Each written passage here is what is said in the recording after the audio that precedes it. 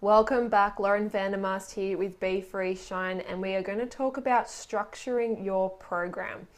Now, I'm talking about strength exercises in this. I'm going to talk about cardio tomorrow. I don't think you need to have cardio to, maybe not be the word fit, but to achieve potentially the results you want. It really depends on exactly what your results are. And then what I'm talking about today, it's going to be different for everybody. So I'm going to give a generalized view of this, and then I'm going to explain to you how I've shifted it for myself when I was doing sport, for other athletes, and just give you an idea of how you can break it down a little bit more. So when it comes to your program, there are 5 things you want to consider, because yesterday I talked about functional training. So this is natural human movements, and you're going to train in this way. So you've got squats, you've got lunges, bend, push, pull. So squats are pretty self-explanatory. It doesn't have to be a generic squat. You can go as funky as you want with your squats. Lunges, same thing. Now your bend, this one's a funny one that might to get your head around perhaps. So it could be a deadlift, or some kind of like a bridging exercise, like a hip extension. So it's a movement where there is a hip extension involved. Now, actually I'll go over the other ones before I say that. A push, so like a push-up, could be like a press above your head, and a pull, which could be a chin-up or like a body row, so you're pulling something towards you.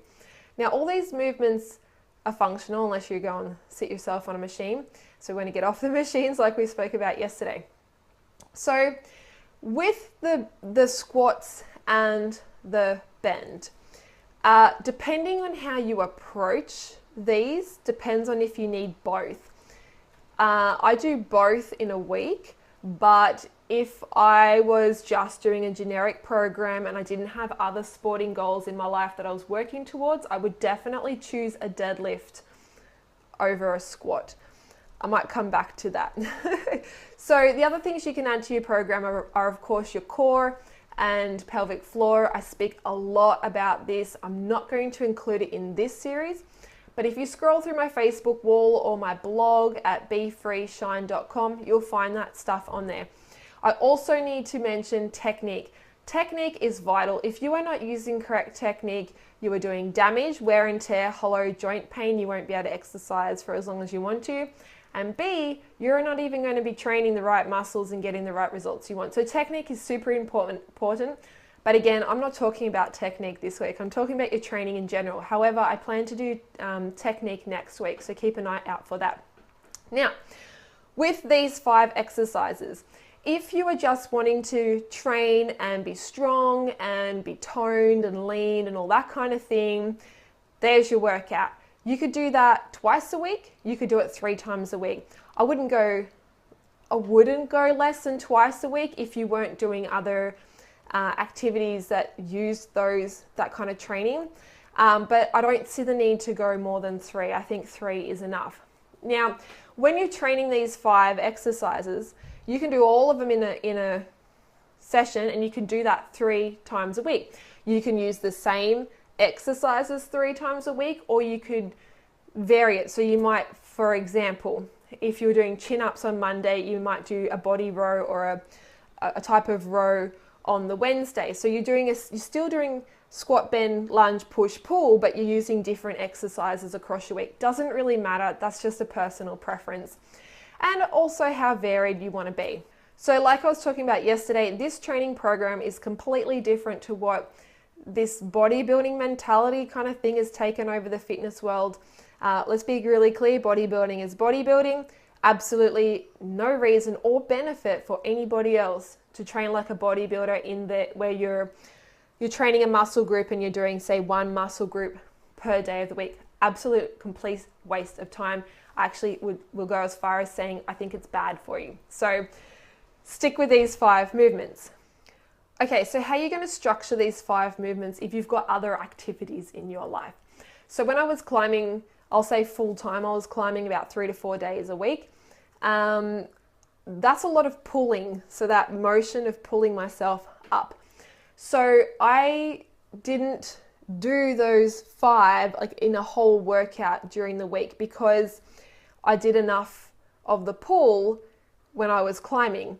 And I actually did on 2 of the days that I'd climb, I would actually do chin-ups, just to be a little bit more specific on that.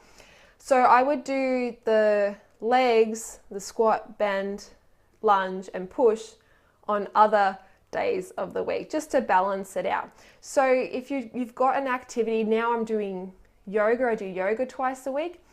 I just vary it and move it around so that it fits in. Like, you don't have to do it 2 or 3 times a week if you've got other stuff that's going on in your life. And I think it's good that you've got other stuff going on in your life.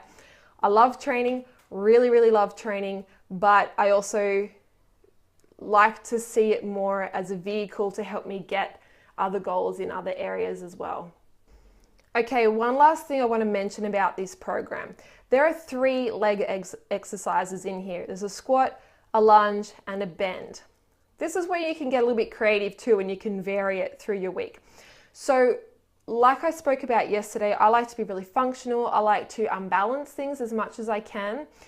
But I also like to train maximum weight where I can. So for example, you could say on Monday, do your sets and your reps of your deadlifts at as much as you can, kind of thing. So it's a really strong set. And then to offset that, you could do some lunges, and the lunges, you're not using a heavy weight, but they're completely unbalanced, or they've got rotations in it with cable machines. So you're still doing the movement, but for a different end result. And then say you might get to Wednesday, and you might decide on Wednesday you're going to use the bend motion, but that's going to be unstable, and it might be you're using a fit ball, so you're using it differently. And then your strong movement is your lunges. And this is where I said, if you're using the bends well and you're deadlifting well with a specific technique, not all deadlift technique, you can scrap the squats.